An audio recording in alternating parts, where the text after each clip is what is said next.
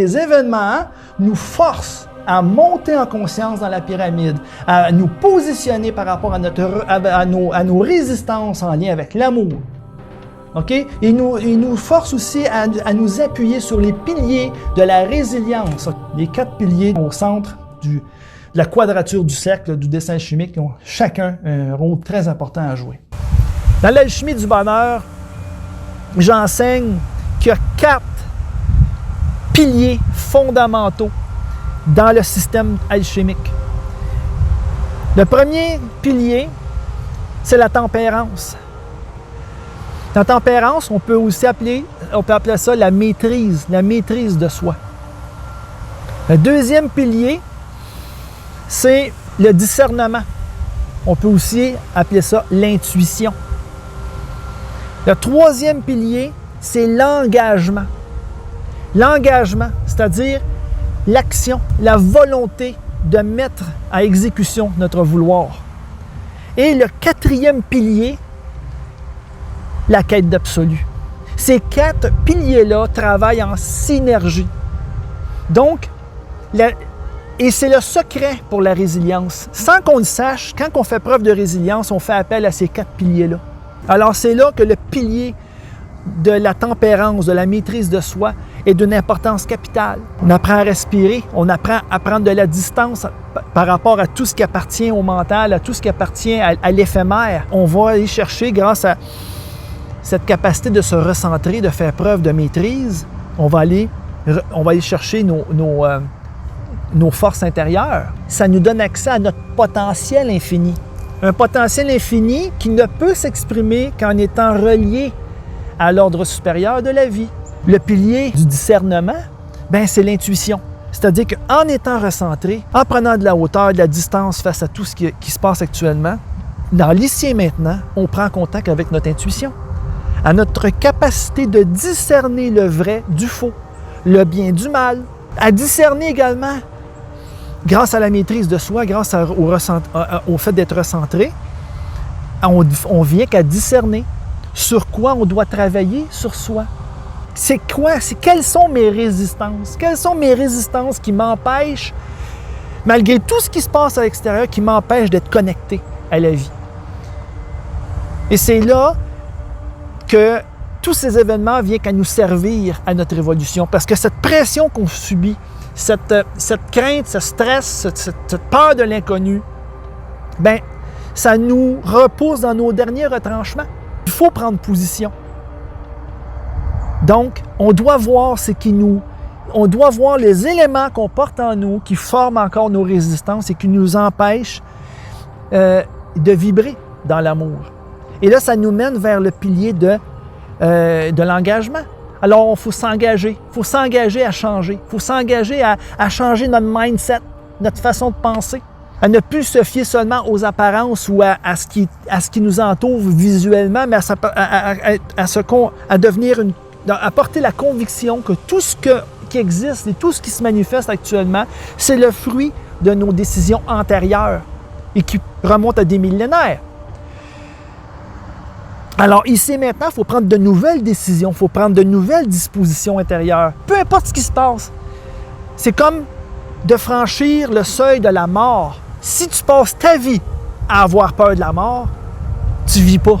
Tu ne peux pas vivre en passant ta vie à avoir peur de la mort et en refusant de considérer la mort comme étant quelque chose qui fait partie de la vie. OK? Mais là, on vit une période exactement comme ça. On vit comme une mort. Hein? Donc, à travers cette expérience-là, on doit s'engager. On doit s'engager intérieurement avec soi-même, envers la vie, à agir de manière à nous libérer de tout ce qui est ancien, de toutes les formes rigides qui appartiennent au mental, qui appartiennent à des anciens schèmes de pensée qui nous ont menés à faire ces expériences actuelles. Parce qu'il n'y a pas de hasard. Et, bien entendu, ça nous mène à l'autre pilier, qui est le pilier de la quête d'absolu. La quête de l'absolu qui est finalement notre désir profond, notre besoin profond de vérité. Alors, accueillir cette vérité. Il est temps, là. Il est temps de vivre spirituellement dans la vérité, c'est-à-dire de prendre contact avec notre vérité, hein, notre esprit vivant, et de permettre à notre esprit de déployer ses ailes et de s'élancer vers les hauteurs lumineuses, délier, détacher les liens qu'on a noués autour des ailes de notre esprit. Cette quête d'absolu, cette nostalgie de vérité, il faut l'écouter. Il faut la laisser s'exprimer. Oui, on peut pleurer, on peut être désespéré, mais dans ce désespoir réside un trésor extraordinaire. Réside la clé de notre libération. Dans ce désespoir, dans ce trou dans lequel on se trouve, tournons-nous intérieurement vers la lumière, vers la vie. Et laissons simplement la lumière pénétrer au plus profond de nous pour aller guérir nos blessures.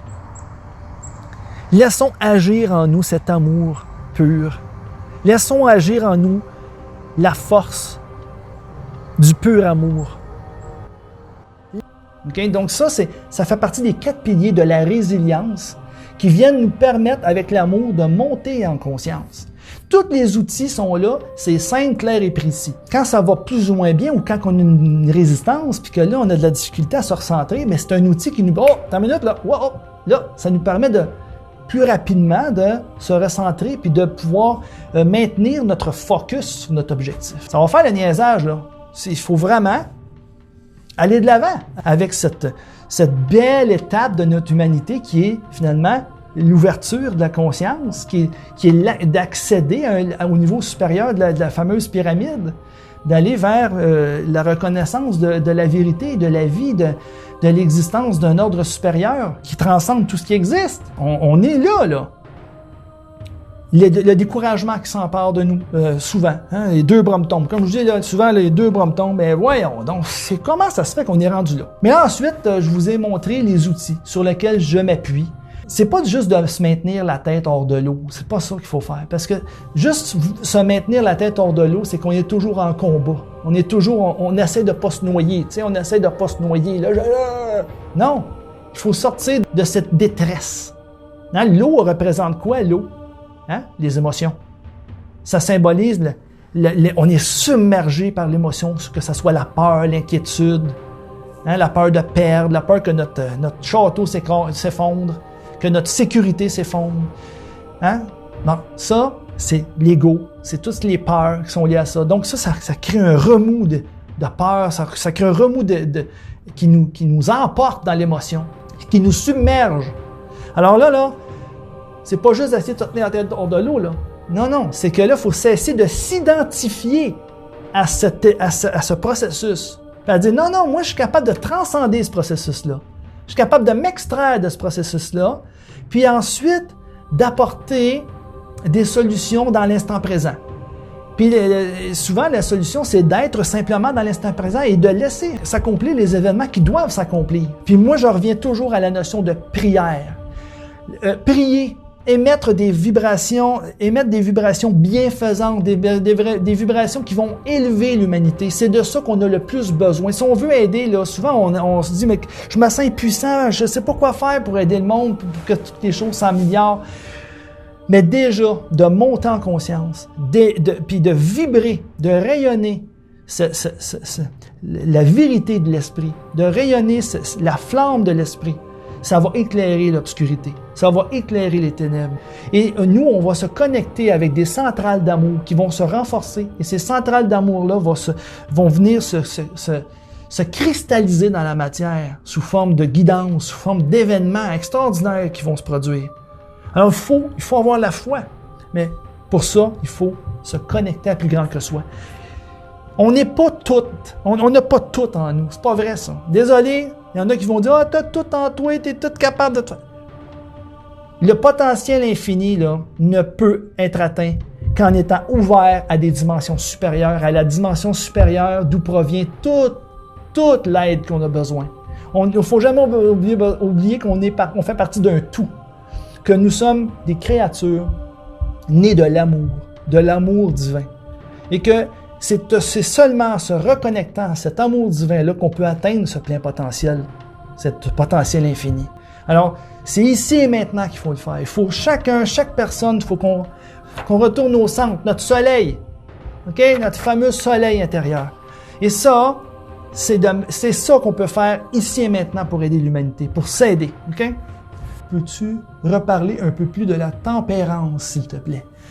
La tempérance, c'est la maîtrise de soi. Okay? Donc, c'est une qualité, c'est une vertu qu'on peut développer en étant centré, en étant connecté avec soi et avec l'énergie supérieure, en étant bien positionné avec l'énergie d'amour.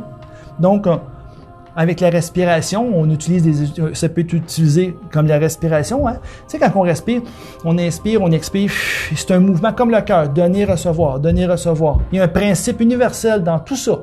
Donc, la tempérance, ça passe par la reconnaissance de ce principe de donner, recevoir, puis d'être en équilibre. Alors, c'est ça qui permet aussi, la tempérance, c'est ce qui nous permet de transcender l'emprise de l'ego. Parce que l'ego, lui, est dans les désirs, dans les peurs. Il a toujours peur de perdre le pouvoir, puis il est toujours dans les désirs. Mais la tempérance permet de dire « wow ». La tempérance nous permet de prendre position. C'est notre pilier d'ancrage par rapport à l'ego. Dire « oh, t'as peu, toi, là, petit coune, là, l'ego, là. Toi, là, puis ton verbiage, là, tu veux m'emmener dans ce désir-là. Là. Oh, là, je te dis, ce désir-là il est tellement grand, là, t'envahis tout, là. Ouais, mais ton désir, il fait-tu souffrir d'autres mondes autour de toi, là? T'es-tu en train de faire souffrir des gens autour de toi, là, à cause de ton désir, là? Wow, t'as peu, là. Je suis pas tout seul, moi, dans la vie, là. Ben, c'est ça, la tempérance, OK? Et ça s'exprime de toutes sortes de manières, là, mais c'est un pilier extrêmement important. Les 4 piliers, d'ailleurs, au centre de la quadrature du cercle du dessin chimique, ont chacun un rôle très important à jouer.